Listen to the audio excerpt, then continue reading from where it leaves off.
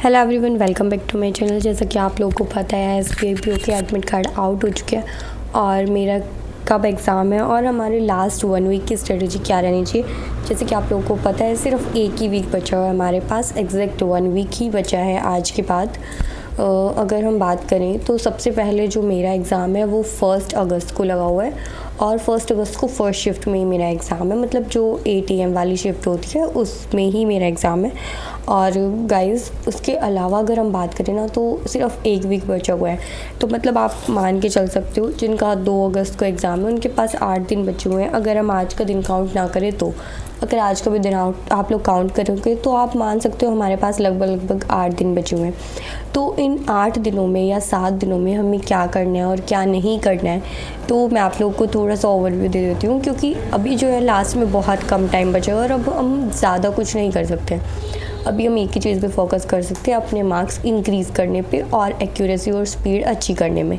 तो सबसे पहले तो आपको डेली मॉक टेस्ट लगाना है। मॉक टेस्ट भी कितने लगाने हैं, एक तो आपको कम से कम लगाना है और 2 लगाने की कोशिश करनी है। अगर आप लोग के लिए पॉसिबल है तो आप डेली 2 मॉक टेस्ट लगाओ। उसके अलावा टाइम बचते तो आप सेक्शनल मॉक लगाओ। अब से जो है, अब तक तो मैं भी एक ही मॉक टेस्ट लगा रही थी, लेकिन अब से मैं भी कोशिश करूँगी लास्ट के 1 वीक में मैं डेली 2 मॉक टेस्ट लगाऊँ। मतलब कोशिश करेंगे कि 2 मॉक टेस्ट लगा लें, लेकिन अगर कभी पॉसिबल नहीं हो रहा है तो 1 मॉक टेस्ट लगा लो, उसके साथ सेक्शन लगा लो। मतलब डेली हमें ऐसा ही रूटीन रखना है।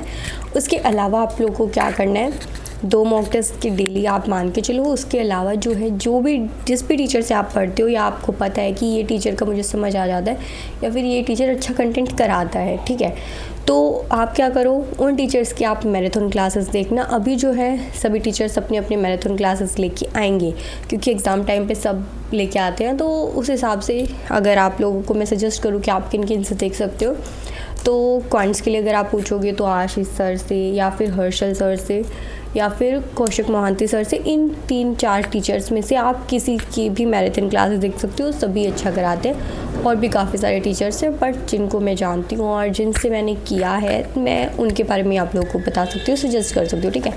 तो इन टीचर से आप लोग मैराथन जो भी क्लासेस लेते हैं इनमें से आप जिससे भी पढ़ते हो या फिर जिसका भी आपको समझ आता है कि आप बोल सकते हो कि हाँ ये टीचर कराता है तो मुझे समझ आ जाता है। अगर मुझे किसी क्वेश्चन में दिक्कत हो रही हो, अगर मैं इस टीचर से पढ़ रहा हूँ तो फिर वो मुझे 100% नहीं तो कम से कम 80 to 90% जो है क्लियर हो जाती है, तो उस टीचर से आप कर लेना, ठीक है। उसके अलावा रीजनिंग के लिए बात करें तो रीजनिंग में आप सौरभ सर से कर सकते हो, पुनीत सर से कर सकते हो, अंकुश सर से या फिर संजय सर से, आप किसी भी टीचर से कर सकते हो। अभी एग्ज़ाम टाइम पे सबके ही मैराथन क्लासेस आएंगे। अभी फ़िलहाल मैं जिनको फॉलो कर रही हूँ, मैं सौरभ सर को और पुनीत सर को फॉलो कर रही हूँ। बाकी आप लोग अपने हिसाब से टीचर सेलेक्ट कर सकते हो, ठीक है। इंग्लिश के अलावा निमिषा मैम और अनुभव सर, इन 2 टीचर्स को मैं फॉलो करती हूँ। उसके अलावा मैं किसी टीचर से इंग्लिश नहीं करती हूँ। बाकी इंग्लिश जो है मॉक टेस्ट से ही ज़्यादा इम्प्रूव होती है, तो इंग्लिश के लिए आप डेली एडिटोरियल, अभी अनुभव सर नहीं ले पा रहे हैं क्योंकि उनकी तबीयत ख़राब है, तो आप जो भी अनुभव सर से करते हो तो वो आप लोग निमिषा मैम को प्रीफर कर सकते हो, क्योंकि मैम भी अच्छा ही कराती हैं, ठीक है। और पहले मैं मैम से ही करती थी, जब तक अनुभव सर ने अड्डा 247 ज्वाइन नहीं किया था, मैं उनको नहीं पता था। स्टार्टिंग में जब उन्होंने ज्वाइन भी कर लिया था तो भी 3-4 महीने बाद मुझे पता चला था कि सर अच्छा कराते हैं, और 2-4 महीने उनकी क्लास ली तो मुझे समझ आया, फिर मैंने उनको फॉलो करना स्टार्ट किया था। उससे पहले तक मैं निमिषा मैम को ही फॉलो करती थी, ठीक है। तो मैम भी अच्छा कराती हूँ। अभी जब से सर नहीं क्लास ले रहे तो मैं मैम की ही क्लासेस देख रही हूँ, तो आप लोग भी उन्हें प्रीफर कर सकते हो। इसके अलावा जो है सर दोबारा क्लासेस लेंगे तो सर भी ज़रूर मैराथन क्लासेस लेंगे, तो जितनी भी सर क्लासेस लिए वो भी आप प्रीफर करना, क्योंकि सर इजी लैंग्वेज में कराते हैं, तो जो बिल्कुल बेसिक से जो बच्चे पढ़ रहे होते हैं ना उनको भी समझ आ जाता है, ईजिली रिटेन हो जाता है और फिर इम्प्रूवमेंट भी हमें नज़र आती है। और अगर किसी को ऐसा है कि हमें सर से ही पढ़ना है या सर की ही हमें क्लासेस समझ आती है, तो आप उनकी पुरानी क्लासेस को फॉलो कर सकते हो। सर ने एक प्लेलिस्ट बनवा रखी है, आप जाके देखोगे तो आपको मिल जाएगी, तो आप वहाँ से जैसे कि पैराजंबल की क्लासेस की अलग से क्लोज टेस्ट वगैरह, और जो 100 बोल रही हूँ, जो 10 घंटे की जो क्लास है वो भी आप देख सकते हो, 150 कंसेप्ट वाली, ठीक है।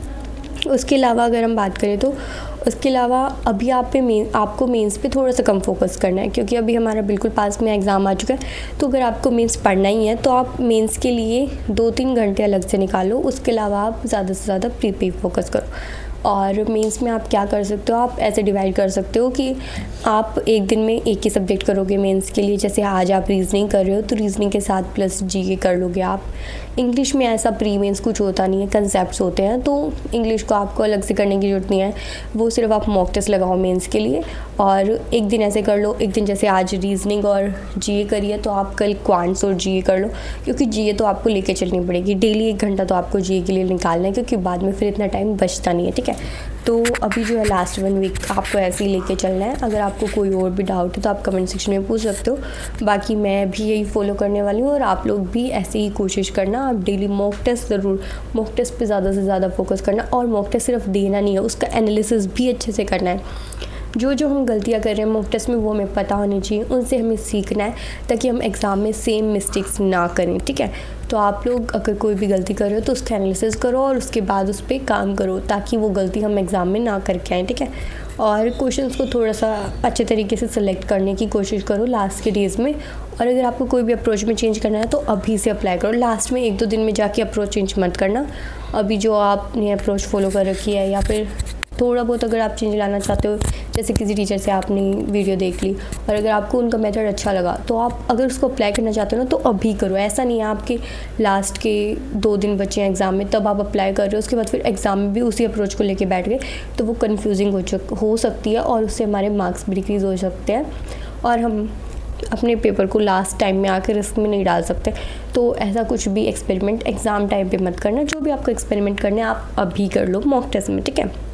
और उनसे सीख ज़रूर लेना कि कौन सी चीज़ आपके लिए हेल्पफुल है, कौन सी हेल्पफुल नहीं है, ठीक है गाइज़। इस वीडियो में हम इतना ही रखते हैं। अगर आपको और भी कोई डाउट बचा है तो आप कमेंट सेक्शन में पूछ सकते हो, मैं आपका रिप्लाई कर दूँगी। और अच्छे से आप लोग अपनी तैयारी करते रहो। All the very best guys for you SPI pre exam.